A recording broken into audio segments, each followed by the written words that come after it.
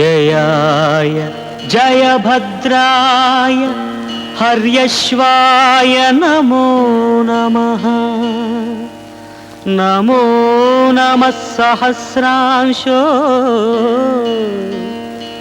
ఆదిత్యాయ నమో నమః. ఆదిత్యాయ నమో నమః.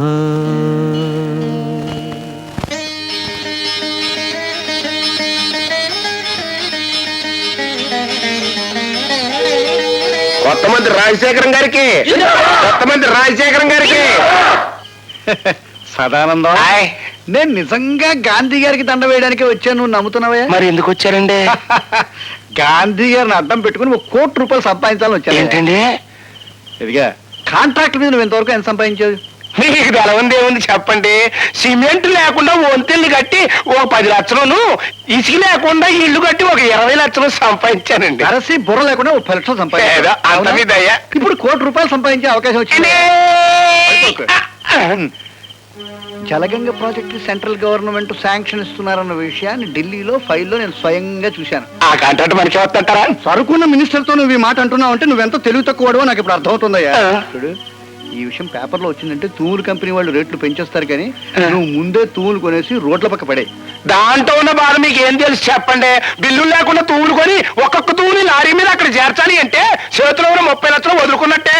అబ్బా, కాంట్రాక్ట్ లో డబ్బు రాబడుగా లేవయ్యా, నేను చెప్పిన అయ్యా, ఇన్ని ఏర్పాట్లు చేసిన తర్వాత ఆ కాంట్రాక్ట్ మనకు రాకపోతేనో చెవులో పువ్వు పెట్టుకున్న వాడిని కాంట్రాక్టర్ చేసినందుకు నేను బాధపడుతున్నానయ్యా.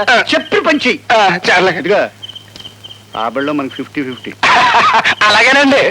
ఇదిగా స్విస్ బ్యాంక్. అయ్యి బాబోయ్, అది సస్య మర్చిపోను. మీరేం కంగారు పడకండి. తెల్లారే పాటికి రోడ్లు కనపడకుండా తూములతో పూడ్చి పెట్టిచ్చేస్తాను.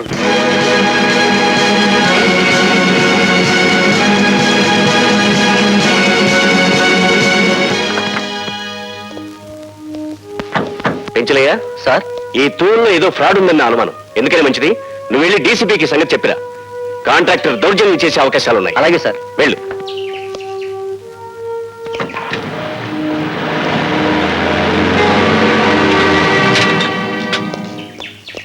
నమస్కారం అండి ఇంజనీర్ గారు. సదానంద గారు, ఈ పైపుల్ని ఇక్కడ చేయించింది మీరేనా?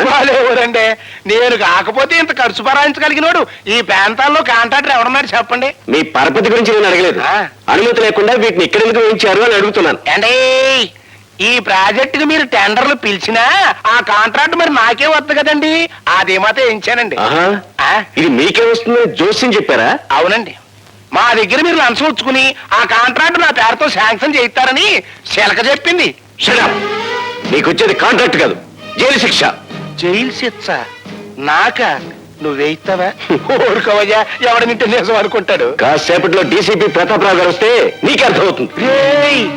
ఈ ఇంజనీర్ గారు అనుకున్నంత పని చేశాడురా.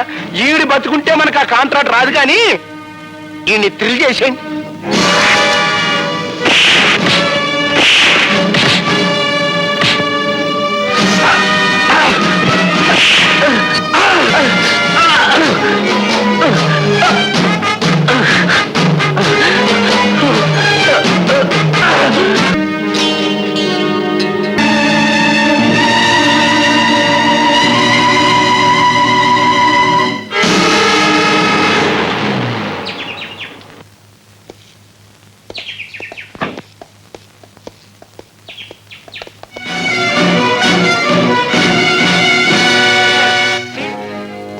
ఓహో, deputy commissioner of police Prataparao గారా?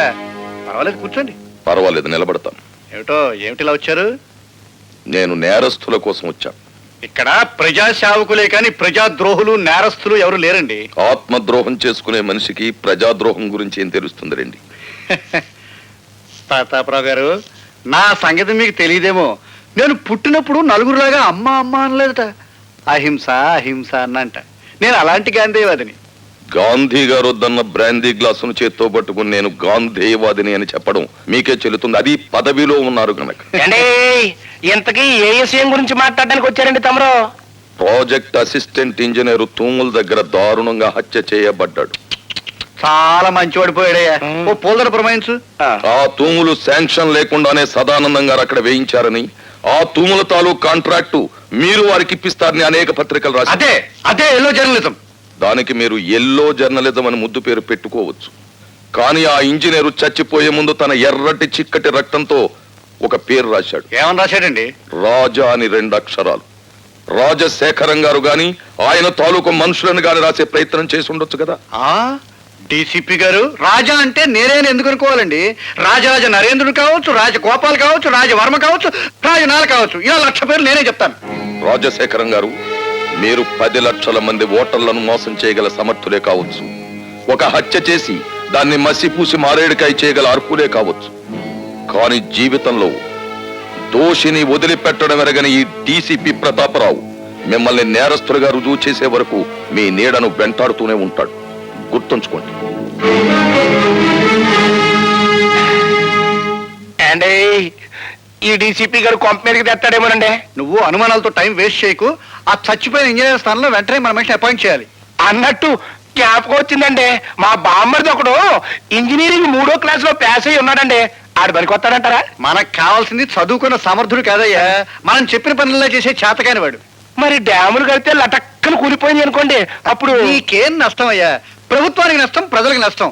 ఇంకా మాట్లాడేవంటే ఆ సీట్లోకి రావాల్సిన తెలివైన కత్తి లాంటి కుర్రాడికి నష్టం. అవునులేండి, ఆ నష్టజాతకుడి గురించి మనకెందుకు.